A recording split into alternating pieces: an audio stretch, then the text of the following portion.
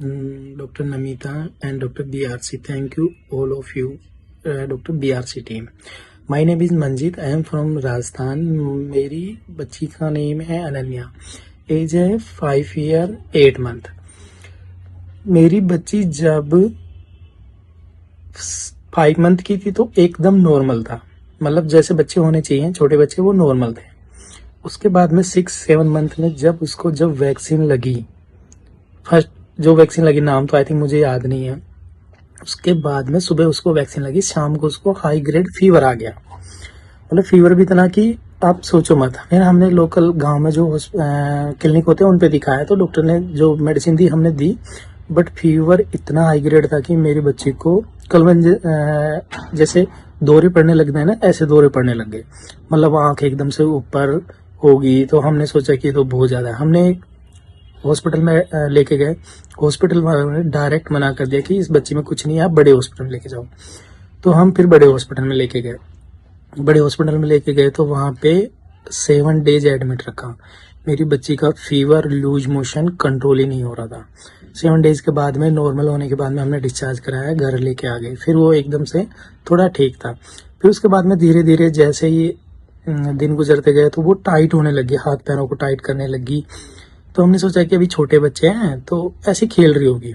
तो फिर जैसे जैसे बड़ी हुई तो मतलब कुछ हो ही जाता है कि नहीं ये तो कुछ है. फिर हमने डॉक्टरों को दिखाया. मैंने जयपुर दिखाया, अलवर दिखाया. तो डॉक्टर बोले कि 2-3 टेस्ट करे. तो टेस्ट में बोला कि ठीक है, नॉर्मल है, बच्चे को इलेक्ट्रोलाइट इम्बैलेंस है या कुछ वैसे ही है, कैल्शियम वेल्शियम है. तो उन्होंने कुछ सिरप विरप दी तो हम देते रहे कि ठीक है, हो जाएगी बच्ची ठीक. लेकिन फिर भी वो तो कंटिन्यू ऐसे करने लगी. मतलब उसका धीरे धीरे सिटिंग जो बच्चे बैठने चाहिए उसमें नहीं हुआ. उसका धीरे धीरे जो सिम्टम्स हैं जो बच्चे में नॉर्मल होते हैं सारे डिले होते गए.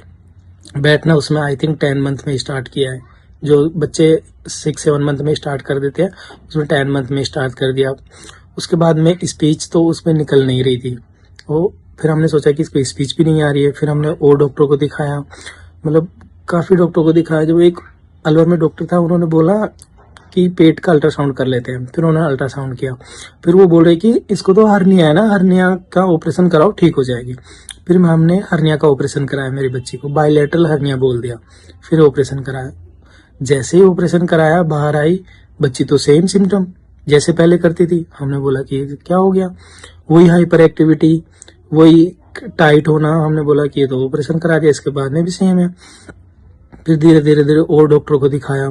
मैंने दिल्ली दिखाया, एम्स में भी दिखाया, और जयपुर, अलवर, जो भी डॉक्टर मेरे को लगा कि हाँ वो है. ऑनलाइन पता नहीं कहाँ कहाँ से दिखाया.